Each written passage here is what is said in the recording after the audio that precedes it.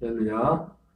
계속해서 아브라함을 믿음의 조상으로 세우신 목적이란 제목으로 하나님 말씀을 전하도록 하겠습니다. 아브라함을 믿음의 조상으로 세우신 목적. 어제 말씀드렸지만 아브라함의 믿음의 여정 가운데서 아브라함이 여러 가지 면에 있어서 여러 가지 믿음의 열매들, 결과들을 보고 있었지만 그에게 있어서 유일한 한 가지가 아킬레스건이 있었다면 아들이 없는 거였죠. 그죠? 이 아브라함에 있어서 아들의 문제는 결국 우리에게 오늘 예수님을 믿는다는 우리 안에 바로 아들 그리스도 이삭은 결국 나중에 장래 약속대로 태어날 이삭은 이 땅에 약속대로 우리 안에 오시기로 하신 예수 그리스도를 상징하는 예표하는 것이라고 갈라디아 3장 16절에서 우리가 말씀을 통해서 사도 바울이 그러한 의미가 있음을 우리에게 밝히 보여주셨습니다. 모든 것이 다 있었지만 아들이 없다. 하나님의 이제 심판의 마지막 기준은 옛적에 히브리서 1장에서 선지자를 통하여 여러 부분과 여러 모양으로 말씀하신 하나님께서 마지막 날에 이제는 누구를 통해서 말씀한다 했습니까? 아들을 통해서 우리에게 말씀하신다고 했습니다. 그 아들. 요한일서 5장에서는 아들이 있는 자에게는 생명이 있고 하나님의 아들이 없는 자에게는 생명이 없다 이렇게 말씀했습니다. 아브라함의 하나님이 결국 아브라함을 부르신 가장 중요한 목적은 이삭의 이 출생 과정을 통해서 우리 안에 약속의 그리스도가 어떻게 오시는지 하나님이 우리를 향한 약속이 무엇인지 그것을 그리고 우리가 오늘 본문을 통해서 살펴보겠지만 바로 우리의 믿음은 그 아브라함의 그 믿음의 발자취를 따름으로 우리가 그 아브라함의 믿음을 통하여 아브라함의 그 믿음으로 약속의 아들 이삭을 하나님 앞에 받았던 것처럼 우리가 그 아브라함 같은 그 믿음의 그 과정을 통해서 약속으로 오신 그리스도를 아들을 받는 아들이 태어났던 것처럼 하나님의 아들의 생명으로 거듭나는 그 은혜를 베풀기 위함이라고 밝히 성경에서 말씀해주고 있습니다. 어제 우리는 아브라함의 믿음의 과정에서 아브라함이 그래서 아들이었었는데 하나님이 창세기 15장에서 아브라함에게 나타나셔서 아들을 줄 것이라고 말씀하죠. 아브라함이 하란을 떠나서 떠날 때에도 나이가 벌써 75세에 떠났지만은 75세라는 나이도 아들을 간다는 것이 쉽지 않은 물론 그런 나이였겠지만은 아들이 없었습니다. 그래서 그에게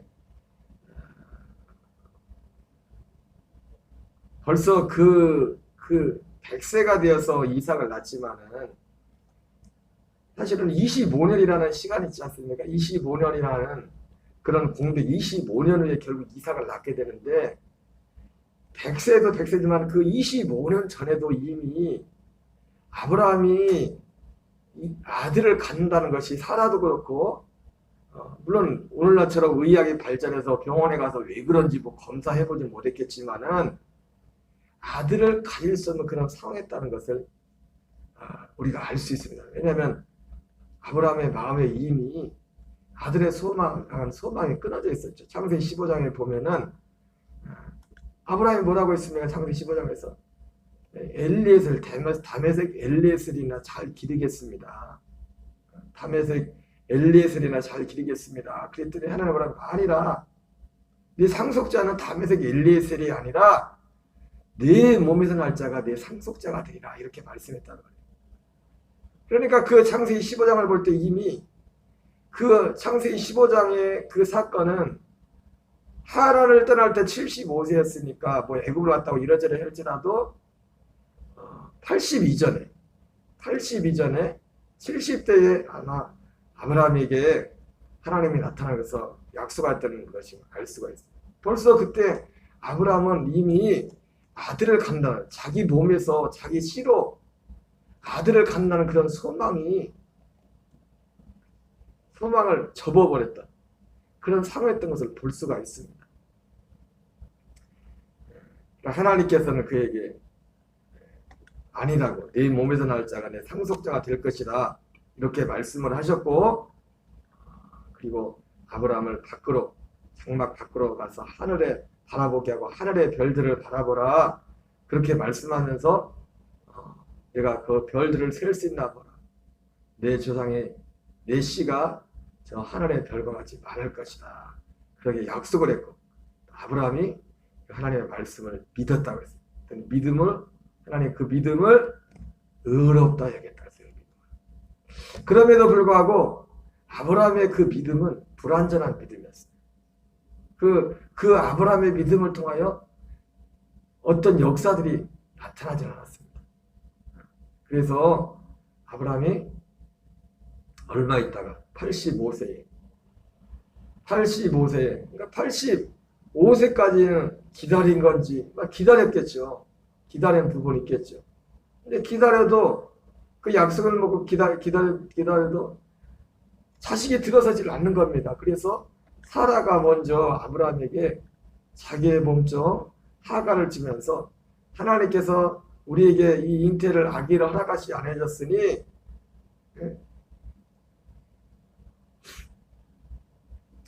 이 하갈을 취해서 씨를 받도록 하자, 이렇게 제안을 합니다. 그래서 아브라함이 사라의 말을 들었더라, 그렇게 말했습니다.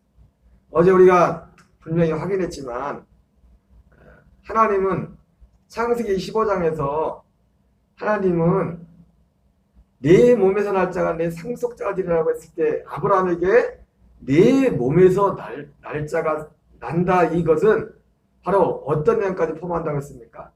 아브라함의 씨를 받는데 사라를 통해서 씨를 주겠다는, 사라를 통해서, 다른 사람이 아니라 사라를 통해서. 그래서 어제 마지막 우리가 살펴봤지만 갈라디아 4장 22절 23절에 그것을 명확하게 말씀하고 있죠. 다시 한번 읽겠습니다. 기록된 바 아브라함에게 두 아들이 있으니 하나는 여종에게서 하나는 자유 있는 여자에게서 낳았다 하였으며, 여종에게서는 육체를 따라 낳고 자유 있는 여자에게서는 약속으로 말미암았느니라. 예. 이 말씀 가운데 창세기만 보면 우리가 명확하지 않지만 이 갈라디아서 말씀을 보면은 바로 명확하게 아브라함의 그 행동은, 하나님의 창세기 15장에서 아브라함에게 내 몸에서 날 자가 내 상속자가 될 것이라고 할 때 내 몸에서 난다는 의미는 아브라함의 씨를 통해서, 아브라함의 생물학적으로 아브라함의 씨를 통해서 아들을 줄 것이라는 그런 약속은 물론이고, 바로 그 씨를 받는 사람이 누구예요? 사라라는 사라의 태를 통해서 아들을 낳을 것이다. 이것이 하나님의 약속이었다는 거예요. 만약에 아브라함의 씨만 된다면은 씨를 받는 잉태하는 그 태는 하갈이 돼도 사실 문제가 되지 않죠.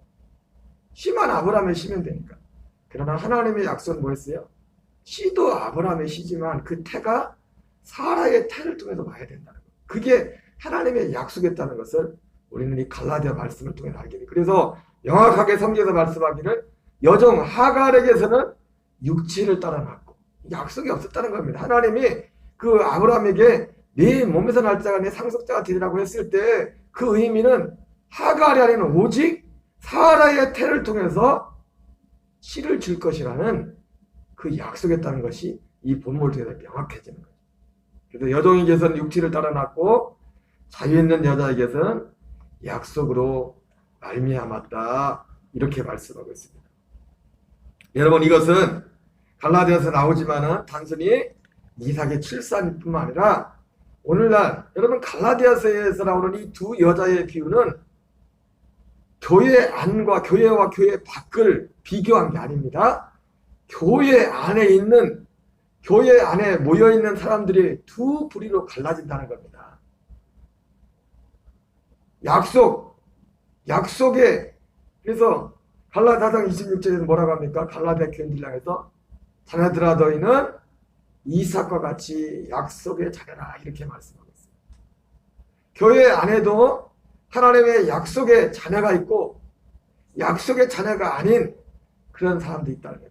오직 약속의 자녀는 이 아브라함이 약속대로 이삭을 낳았던 것처럼 하나님의 약속대로 약속의 그리스도의 생명을 받아서 우리의 옛사람은 예수님과 함께 십자가에 함께 못 박혀 장사지를 받고 이제는 예수님이 죽은 자 가운데 다시 살아난 것처럼 죽으신과 예수님의 죽으신과 연합하고 다시 그분의 부활과 생명의 연합함으로 이제 육신의 생명이 아닌 그리스도의 생명, 아들의 그 생명으로 살아가는 진리를 알지니 진리가 너희를 자유케 하리라 말씀하신 것처럼 수고하고 무거운 짐이다 다 내게로 오라 내가 너희를 쉬게 하는 것처럼 우리 육체로 사는 삶이 아니라 육신의 어떤 노력으로 우리 어떤 육신의 생명이 아닌 그 아들의 생명으로 하나님의 성령으로 살아가는 두 부류의 사람들 또한 상징하는 것입니다. 어쨌든 아브라함이 할례 이 말씀을 통해서 이 아브라함이 의롭다 이 함을 입은 이것이 그 창세기 15장에서 그 믿음을 하나님은 의롭다고 했지만 그 믿음이 반드시 할례라는 그 과정을 통과해서 그 믿음이 열매를 맺게 됐다는 것을 보게 됩니다. 창세기 17장에서는 그래서 그 이후에 하나님이 아브라함에게 나타나죠. 아브라함에게 13년 동안 86세에 이스마엘을 낳았고 99세 아브라함 99세에 하나님이 아브라함에게 나타나셔서 말씀하신 내용입니다. 같이 읽겠습니다. 아브라함이 99세 때 여호와께서 아브라함에게 나타나서 그에게 이르시되 나는 전능한 하나님이라 너는 내 앞에서 행하여 완전하라. 그러면서 할례를 명하십니다. 할례를 명하십니다.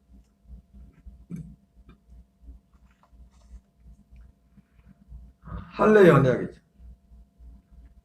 창세기 17장 10절 11절을 같이 읽겠습니다. 너희 중 남자는 다 할례를 받으라. 이것이 나와 너희와 너희 후손 사이에 지킬 대 언약이니라. 너희는 포피를 베어라. 이것이 나와 너희 사이의 언약의 표징이니라. 할례 언약을 맺게 됩니다. 너는 내 앞에 행하여 완전하라. 여러분 완전한 분은 하나님밖에 없습니다. 아브라함이 어떻게 완전해집니까? 할례는 뭡니까? 우리의 육신의 생명, 옛 생명의 죽음을 의미하는 겁니다.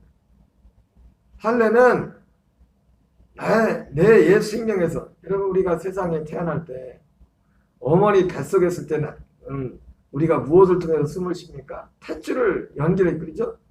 탯줄이 연결돼 이 세상에 태어날 때는 태어나는 순간 그 탯줄을 끊어야 그때부터 자가호흡을 하기 시작합니다. 세상에 대해서 죄에 대해서 우리 옛사람의 장사 지내고 난 다음에 완전한 우리의 옛생명은 우리의 옛생명 옛사람은 불완전합니다.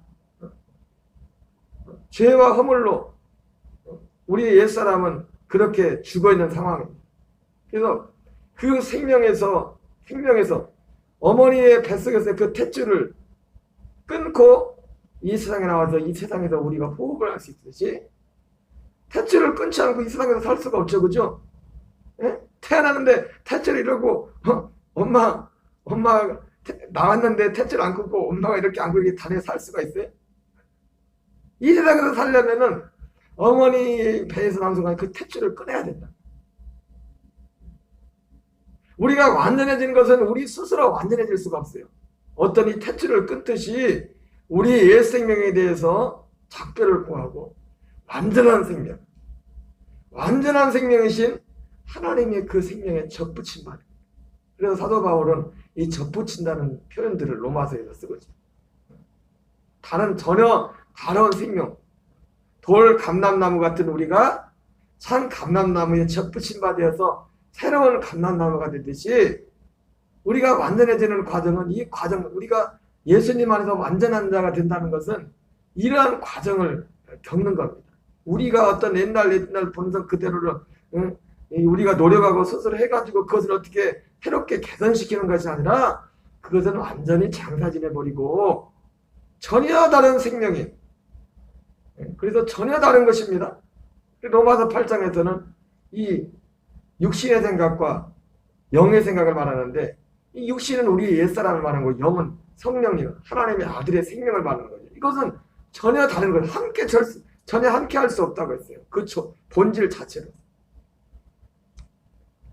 그래서 이게 하나님 앞에서 완전해진다는 것은 결국 우리의 노력으로 완전해지는 것이 아니라 한순히 하나님이 약속을 주신 겁니다. 그 하나님의 약속하신 그 생명님, 그 아들의 생명에 접붙임 받는 겁니다. 접붙임 받는 겁니다.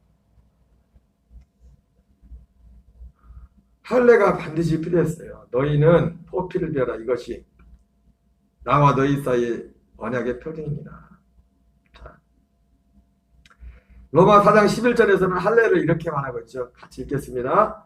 그가 할례의 표를 받은 것은 무할례 시에 믿음으로 된 의를 인친 것이니. 무할례 시에 믿음으로 된 의가 뭐예요? 창세기 15장에서 그 아브라함의 믿음을, 아브라함이 그걸 믿으니 의롭다게 했잖아요. 그죠? 의롭다게. 그럼 우리가 이 인친다는 것은 쉽게 말하면 우리가 어떤 중요한 어떤 문서 같은 거, 약속 같은 거 뭐를 기록을 할 때 그게 효력을, 진짜 효력을 발생하려면 어떻게 돼요? 거기에 사인이 들어가든지 도장을 찍잖아요. 그죠? 그래요? 안 그래요?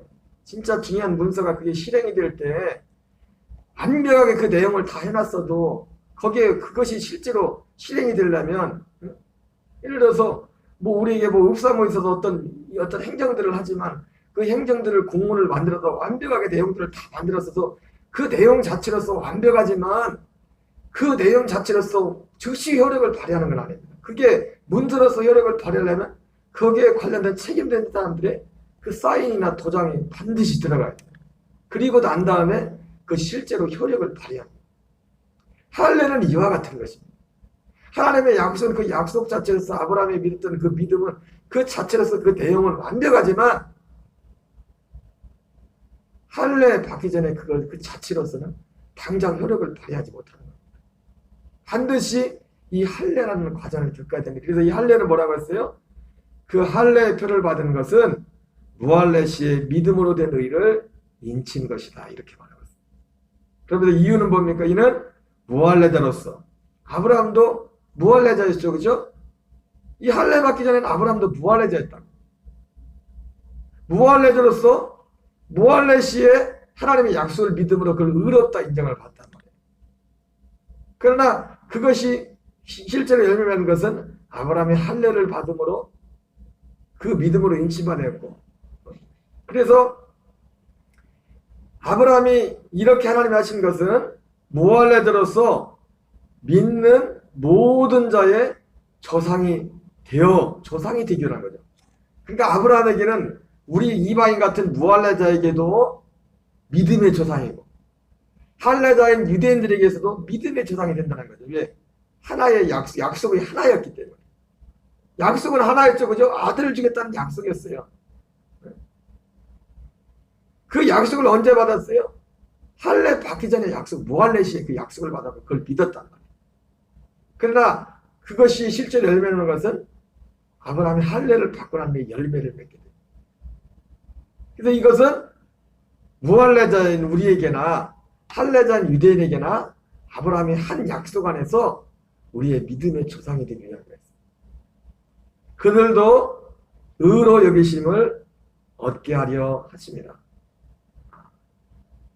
우리도 이 믿음으로, 이 약속을 믿음으로 아브라함이 그랬던 것처럼 의로 여김을 받을 수 있다는 거죠. 창세기 18장 10절에서 그러나 이제 할례 전과 할례 후가 전혀 달라요. 할례 전에는 아브라함이 그러니까 그 믿음이 온전히 효력을 발휘하지 못했어요. 할례 전에. 그러나 할례 후에는 믿음의 효력을 발휘할 뿐만 아니라 그의 믿음에도 변화가 생긴 걸 보게 됩니다.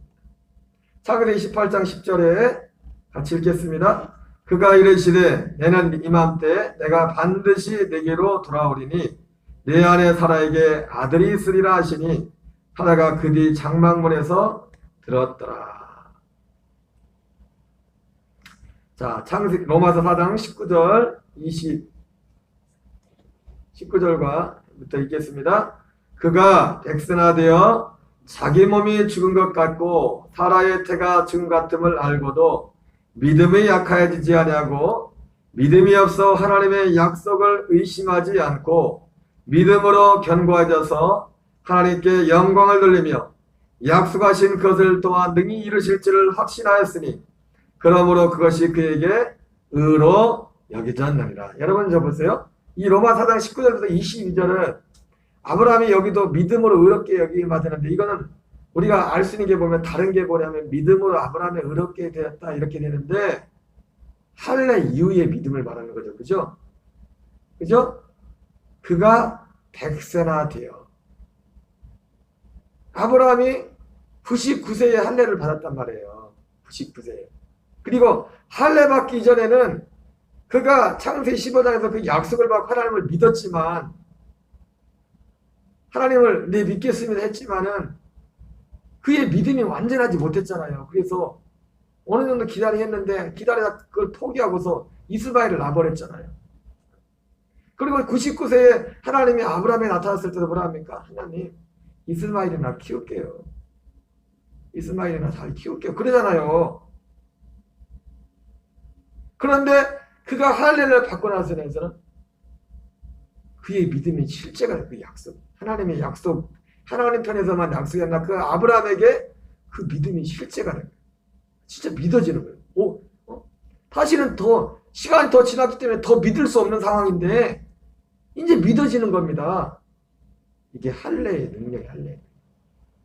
우리의 옛사람의 장사지는 바되고 장사지는 바되 이 할례를 통과해야만 우리가 이 생명을 얻는 믿음을 얻게 되는 거예요. 그가 백선화되어. 그래서 이 여기서 말씀하는 믿음으로 의로워졌다는 것은 앞서 말했던 창세기 15장에서 말하는 믿음으로 의로워진 것과는 다른 거죠. 차원이. 할례 이후의 믿음입니다. 할례 이전에도 그 믿음을 의롭다 하겠지만은 할례 이후에 그 믿는 그 믿음이 실제로 효력을 발휘하는 그런 열매를 맺는 역사가 있었습니다. 여러분 결국 이 할례는 우리가 그리스도를 생명으로 받는 것은 반드시 예수님의 그 죽으심에 우리가 연합하여 우리의 그 죽음, 육신의 옛사람의 죽음을 통과한 자에게만 이 그리스도의 생명, 할례를 통과해서 그 믿음이 그 옛사람이 완전히 죽고 아브라함이 옛사람이 죽지 않으니까 믿음으로 약속에 달하는 믿음으로만 나야 되는데 믿음이 아니라 육체를 따라서 이스마엘을 낳아버렸잖아요. 그러나 할례를 통과한 후에는 이제는 그를 확실히 믿게 됩니다. 분명히 믿게 되는 겁니다.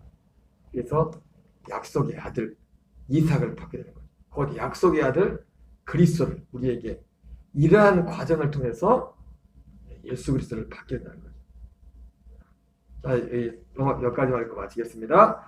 그에게 의로 여겨졌다 기록된 것은 아브라함만 위한 것이 아니요 의로 여기심을 받을 우리도 위함이니.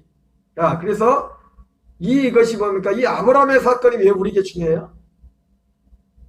우리가 우리에게 아들 그리스도를 아브라함이 이삭을 받았던 것처럼 약속의 아들 그리스도의 생명을 받고 그 생명으로 살려면 이러한 과정을 통해서 우리도 이러한 믿음을 통해서 그 생명의 아들의 생명을 얻게 되고 그 아들의 생명으로 사는 길이 열리게 된다는 겁니다. 곧 예수 우리 주를 죽은 자 가운데 살리신 이를 믿는 자이다.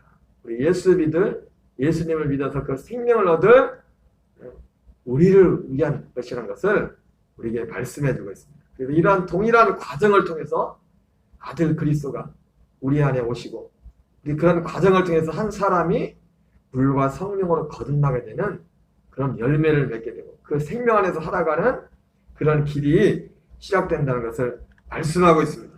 한 날도 오지 우리 육신의 생명이 아니에요. 우리 육신의 생명은 순간순간 그리스도와 함께 십자가에 못 박고 그 아들의 그 생명을 인식하는 그 생명 안에서 사랑과 희락과 화평과 은혜와 양성과 충성과 하나님의 생명 오직 그리스도의 생명으로 그 아들의 생명으로만 충만한 저와 여러분 되시기를 주의 이름으로 축원합니다. 주기도문으로 마치겠습니다. 하늘에 계신 우리 아버지여 이름이 거룩히 여김을 받으시오며 나라 임하옵시며 뜻이 하늘에서 이루어지는 것 같이 땅에서 이루어지이다. 오늘날 우리에게 일용할 양식을 주옵시고 우리가 우리에게 죄 지은 자를 사하여 준 것 같이 우리의 죄를 사하여 주옵시고 우리를 시험에 들게 하지 마옵시며 다만 악에서 구하옵소서. 대개 나라와 권세와 영광이 아버지께 영원히 싸움나이다. 아멘. 주여 주여